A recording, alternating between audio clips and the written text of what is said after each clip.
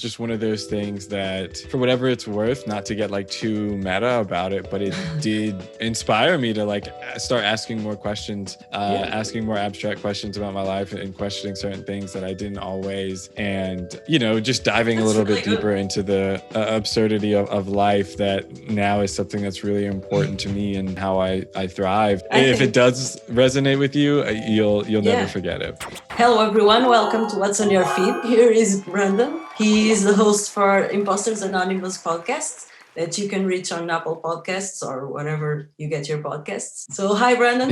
Hey, how are you? Show us what you've been watching. Yeah, I guess to get it started, this is a channel I've been a fan of for a long time. It's called CinemaSins. It's basically, essentially, you know, it takes largely kind of popular movies and just kind of goes through them and picks at all the little inconsistencies and stereotypes and just kind of reoccurring themes that you see in a lot of films. And yeah, it's a good time. And I think, at least for me, resonates with me because it's kind of like what it's like for me to watch a movie sometimes. I have a hard time like not picking everything apart.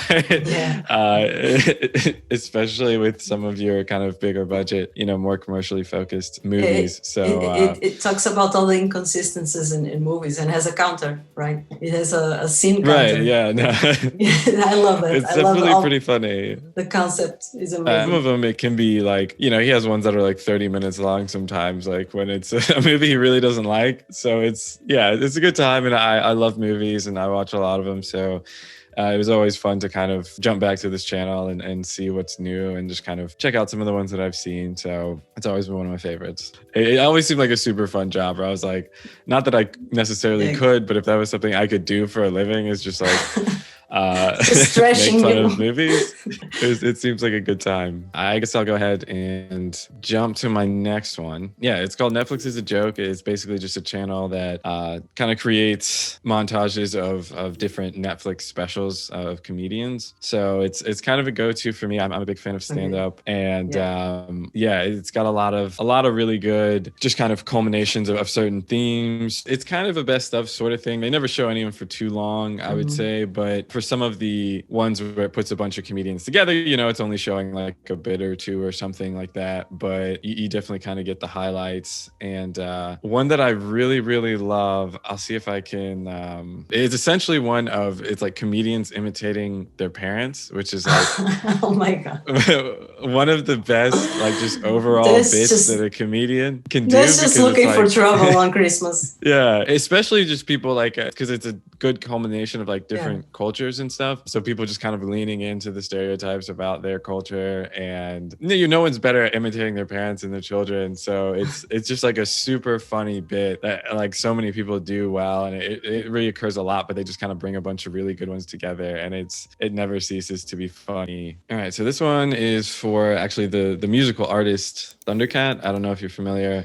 No, he's one of my favorite artists. I'm not. Okay, yeah, no, he's a total fucking weirdo. He's a super weird guy, super eclectic, incredibly talented, just like as a solo bass player, but he also is a great vocalist and is featured on a lot of kind of alternative hip hop music as well, but he kind of does his own thing. But yeah, as you can maybe see, like he's a strange guy. He posts a lot of interesting stuff. His music videos are always super strange and unique. And yeah, he's just one of those personalities that is worth tuning into. So whenever he puts out something new, I try to pay attention. But he's like a musician that's also has a bit of a comic side. And right. Yeah, no, he's definitely a bit of an absurdist and kind of does a little bit of everything. He's just one of those super talented people. That does everything, yeah. Yeah, he has a Tiny Desk concert. He's a fun guy, and his... I know how I missed him. Yeah, you really should check him out. I mean, I don't know what your musical taste is at all. I'm kind of all over the place. He's in a lot of channels. I have to check him out. Yeah, I would say it's hard to make a comparison because he's just such a unique artist, but I don't know if you're familiar with Flying Lotus. Yes. Okay, so they're kind of friends, and they've done a good amount of collaboration. Their music honestly isn't similar, but I guess maybe has a similar vibe. If you're into bass at all as an instrument, he's an incredible player. Like, I mean, he could just be probably world renowned for that in its own right. So it's like super weird for him to be also into kind of hip hop and all of these different spaces. He's got a very interesting voice and does a lot of really cool stuff. I'm getting the vibe that he's that kind of person that has so much talent that he can spare it on funny stuff, you know? It's like, I'm so talented that I don't need just to do serious stuff. I can, I don't know, just joke around. Right, that's definitely the vibe. Even just to get a sample of one of his music videos, it's just all over the place. You know, he does these very cinematic, really abstract things. It's Them Changes is definitely one of my all-time favorite songs. But yeah, ultimately, you would have no idea what this song is like or about from what you're seeing. It's Okay. really a pretty kind of laid back and like beautiful song. But just as a sample, this is the sort of stuff that he does. And I just kind of love that people like him exist and just kind of get to do whatever the fuck they want. This is really good. So I know somebody actually already did this in your last episode, but I could not bring up Don't Hug Me, I'm Scared.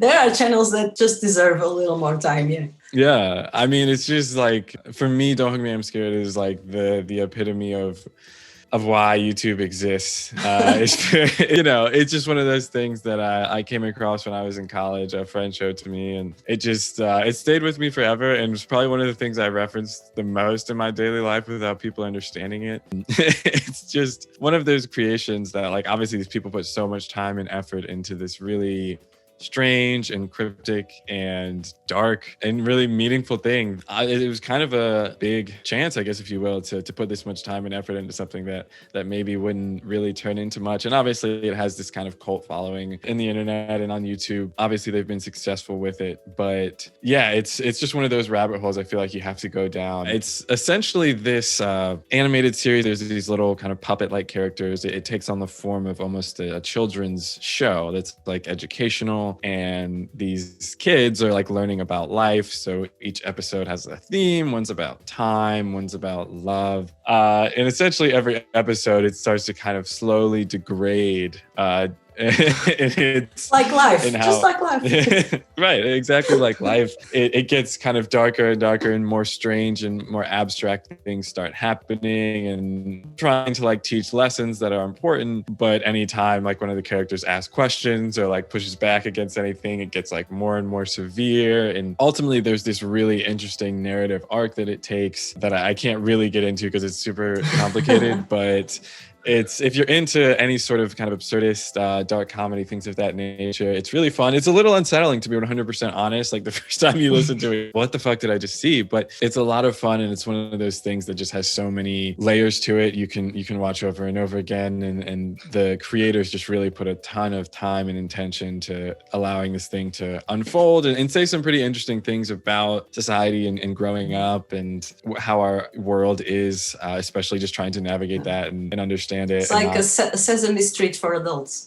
Yeah, I would say that's a fair synopsis there. So it's really interesting and again a little unsettling, but like life again. Right, exactly. So BBC Earth, I have a very interesting relationship with BBC Earth. I think everything they put out is pure gold. I'm a huge lover of nature and the natural world and animals and zoology and evolutionary biology and all of that. So I could just devour this sort of content endlessly. If it's ever like, we're sitting down at the end of the night and it's like, Brandon, what do you want to watch? I'm always just like, anything by BBC Earth, like Planet Earth. Shuffle. Planet Earth 2 is probably one of my favorite things that exists. It's obviously not on YouTube, but it's just to me more interesting than anything else that exists. And that's, I guess, maybe a little bit of a portal into my own personality, but I think watching just like incredibly high quality footage of the most dramatic and intense moments in our world is just like so much better than any movie, any TV show. Like we try to create. This is the ultimate reality show. Yeah, like all these filmmakers and stuff, they try to create these epic and dramatic moments, but then you see like this puffin who has to like fly out, like risking its life in a million different ways for hours every single day just to its child, and you see it like dodging and weaving and almost being killed. And I mean that's kind of what life is for us, but I feel like we're super detached from how immediate and I guess even just vital everyday life is for other species. And these kind of channels also make us see how important the environment is and what we're missing and what we're losing. I think this is very important that children and even adults see this kind of thing. Yeah, I mean that's a huge part of it, and I think sometimes for some people that's like a little bit of a bummer. Like they don't want to hear the environmental message, or they don't want to know about like the suffering out in the world, the fact that we're, our oceans are being destroyed or whatever. I have a deep appreciation for our natural world and other species and conservation. You don't even need an environmental message here, because the images and what you take, I think it's majestic enough to make you appreciate what we have. So it's sensitizing people. For sure. So yeah, that's one of my favorites. Absolutely. So yeah, Real Time with Bill Maher. It's essentially you get some clips from his HBO show. He's probably one of the only people in political commentary that I can bear to listen to. He's also a little bit toxic, but I like him. I really like him. Yeah.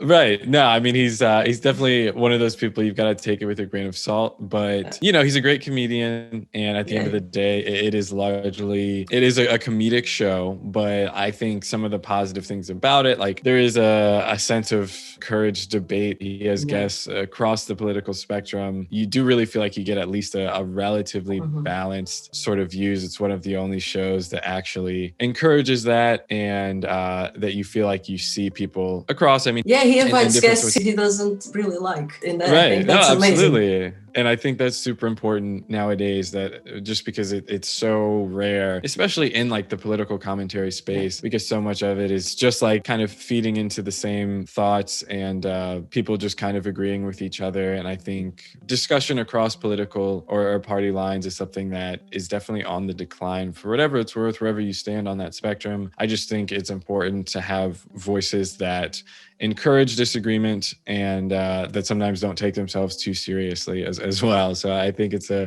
good marriage of that. Yeah, and he definitely like acknowledges his bias as well. Like he's someone who's politically quite left leaning, but obviously he has views across the spectrum, and I think he always is willing to acknowledge where he stands on things and that it is ultimately just his opinion. But as you said, he engages others. There's not really many voices left of center that are willing to also engage people right of center. And it's a helpful and sometimes for me encouraging thing to see, because I feel like we see less and less of that. And it's even just in our daily lives that it's become harder and harder for people to kind of come together, or at least see the value in perspectives that they don't agree with, or that they find completely wrong or even offensive, that it still is important to engage with those things, even if you don't agree. And sometimes they stay friends. I remember when Nan Coulter was there, and they like have a kind of a relationship, a friendly relationship, although they are completely different people.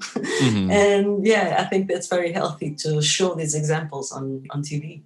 Yeah, and I do find it to be one of the only spaces where, like, though it's a good range, and I think some of the more, I guess, the less popular voices that I tend to pay attention to are public intellectuals or people that I like. I often find that he puts them on, he gives them some sort of a platform and an audience where in more mainstream media it doesn't tend to happen. So I think it's sometimes exciting to see that there's a place where some people can still get through. But yeah, and at the end of the day, he is pretty funny. So if you just want to laugh, there's also that element as well. And so yeah, that's one that I enjoy. The Eric Andre show has always had a special place in my heart. It's really fucking dumb. So you have to be into things that are just outrageously stupid. Is just willing to take a joke to any extent, put himself in any sort of insane situation to make people feel uncomfortable. Yeah, I mean, stuff like, on his show, he'll have a zombie like pop out of the ground on a guest, like totally unannounced. He never tells anyone like what's going to happen on the show. He just does like super weird and strange things that, again, of course, is not for everyone. So you have to have a certain love for things that are absurd. And is Hannibal Buress still in the show? No, he actually, well, to be fair, I haven't watched the most recent season, but I do know that he left the show. Because I like him a lot too. Yeah, no, I love Hannibal. Hannibal Buress is kind of his co-host on the show, which is fun. Just an amazing two people to be together. I love the dynamics between them. Yeah. No, his like whole job on the show is like basically he has a guest that he talks to, you know, across the desk, and then Hannibal just stands awkwardly like diagonally behind them during the whole interview. And He says nothing. Yeah. So yeah, it's the sort of channel that you just need to remember that maybe life's not all that serious, or doesn't have to be all the time. It's a great place for that, and just to see someone who is like utterly unafraid to do anything in front of anyone. StarTalk with Neil deGrasse Tyson. I guess I have a very amateur interest in astrophysics, and largely that is due to Neil deGrasse Tyson himself, who is the host of this channel. I think most people know who he is. He's kind of the most prominent public figure in the space of, I guess, astronomy broadly, largely because he just is an incredible communicator. He's not necessarily like at the peak of the field, but he's someone who has a strong personality. Yeah, he explains it very well. Yeah, it's a fun channel to kind of dip your toes in the water with some of these bigger questions of, I guess, kind of the origins of the universe and what's out there and why we're here and what black holes are and what a red dwarf is and all this stuff that sounds a little bit, it seems like a pretty high barrier to entry to understand some of this stuff, but he's one of those people that puts in a great amount of effort to make it digestible and interesting to a more broad audience, which I feel like is super important because there's just like there's a really strong dichotomy there between like people in science fields and people who aren't. And I feel like it's very hard to bridge that gap for individuals who, you know, didn't take physics in high school or never really had a ton of interest in science or more hard math fields, that astronomy, that they just don't seem relevant to the average individual. For me, he was the person that kind of got me interested in the first place, and I'm still very, very amateur in my understanding, but it was enough to get me interested in what's really out there. And this is a field that either you are very experienced or you're just an amateur, really, really, really amateur, because there's no in between. It's like, or you understand it all or you just don't understand it because it's so mathematical. He explains it very well because he's also engaging. He has the right tone, he has the right enthusiasm for it. And I mean, it's definitely one of those things where like I felt like I had a broad and simple understanding of what gravity was, but and like almost to an embarrassing extent, I didn't really understand it. And for the first time, like when I heard him explain it in depth in one of his books, I was like, oh wow, like I really actually feel like I grasped this and the role that it plays in my life and this whole planet that we're on. So it's, you know, simple stuff like that that I think can be a good way to dip a toe in the water if it's anything that you're interested in at all, or if you look up at the stars at night and you have questions. I think it's a channel worth checking out. Yeah, definitely. So this is Z Frank, one of my favorite YouTube channels ever since it's been out. And basically what he does are these videos that they're generally called like true facts. So it's he does these kind of intros to different strange members of the animal kingdom, different species. They're very funny. He has like this very strange voice that he puts on to describe them, and he often kind of takes on the personality of the animal he's talking about. Essentially, kind of, he just kind of speaks to their experience and kind of explains it in a way that is actually interesting and informative, but also very funny, and where he's always kind of throwing you off and like sharing a fact and then sharing something that makes no sense and like pulling back on it. But yeah, they're very funny, but also very informative. So I think I guess maybe that's the theme here for me today, is those are the sorts of things I like to enjoy that make me laugh a little bit, but also I feel like I'm learning something. And just all kinds of stuff across the spectrum that are just really interesting and funny. So yeah, he's definitely one of my favorites. I'm already interested.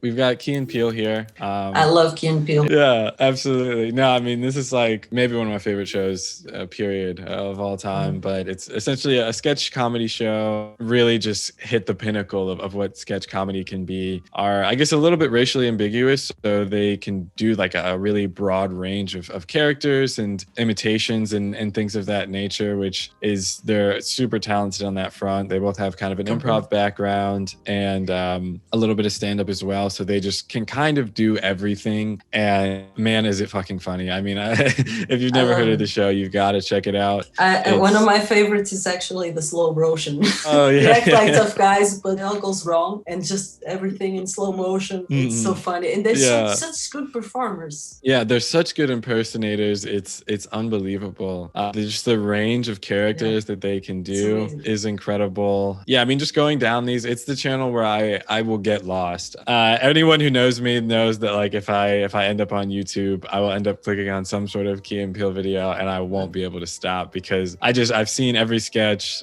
maybe 5-10 times, and I was really sad when it ended. It was just one of those things that I eventually, and they wanted to do other things creatively, but I feel like they could have just kept doing it forever. It certainly wasn't getting old to me. For us, it's easy. Right. But yeah, I mean, every single one of these videos I look at, I just want to watch right now. But this one, I don't know if you've seen the one where it's called Wendell Orders a Pizza. I don't know if that's the name of the sketch per se, but it's this guy ordering a pizza. Oh my God, it's so funny. It's this guy basically ordering a pizza. You know, he's at home. He doesn't really have any friends. He's kind of a quote unquote loser, and he's ordering a pizza, but he's ordering a lot of pizza. So he's trying to pretend like he has a social life and a party. So he plays this hilarious this character as he's, you know, ordering, just because he clearly does this like every night, but he just kind of keeps spinning these more like elaborate lies about his life to not seem like he's just ordering a bunch of pizza alone. Yeah, and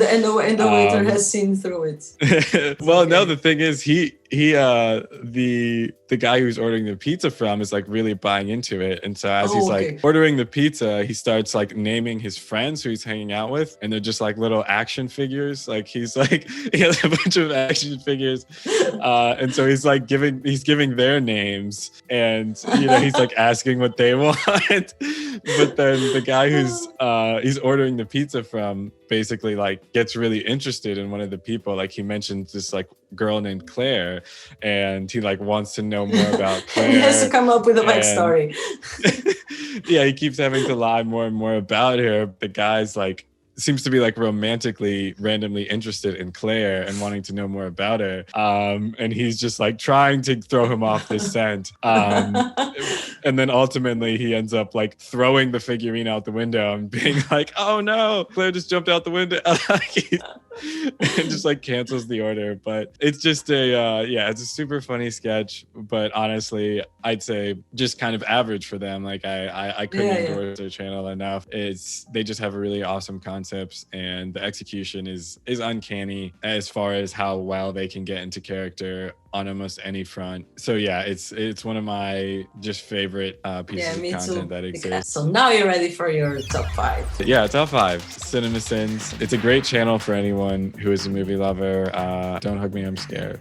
Again, it's a special one for me just because I feel like time in my life that I was exposed to it just was like, in a way, almost of an eye-opener. I was relatively, I don't even know the best way to put it, but it was just one of those things that, for whatever it's worth, not to get like too meta about it, but it did inspire me to like start asking more questions, asking more abstract questions about my life and questioning certain things that I didn't always, and you know, just diving a little bit deeper into the absurdity of life that now is something that's really important to me and how I thrive. So I definitely cannot leave it out. If it does resonate with you, you'll never forget it. So yeah, StarTalk, almost similar to what I was just saying about Don't Hug Me, I'm Scared. It was one of those ones that had just had a significant place in my life, where StarTalk and just Neil deGrasse Tyson, his content in general, it just put me on a certain path. I felt like where it opened up a certain realm of possibility. Key and Peele. I really value things in life that make me laugh. All right. My number 1, it's BBC Earth, and BBC Earth is just a special organization for me personally. If I could work for anyone in the world, it would probably be BBC Earth for what they do. So this was your top 5? Yeah. Brandon, thank you so much for coming and for sharing with us. I love all that you've shown, and I will definitely get hooked on some of those channels that were new for me. I can already see the potential for binge watching. Yeah, no, I had a really good time, and I enjoyed just kind of diving back in on some of these channels I haven't thought about in a while, and it's definitely fun to see that there's a lot of coming in there. Yeah. So for people at home, you have to check out Impostors Anonymous podcast. It's very interesting. It's about life, philosophy, a lot of stuff. And I think everyone should give it a try. So thank you, Brandon, and hope to see you soon. Maybe, I don't know. We're both people from the internet. We'll cross paths again. We'll find a way. Thank you so much, and see you next time. You. Goodbye. Bye.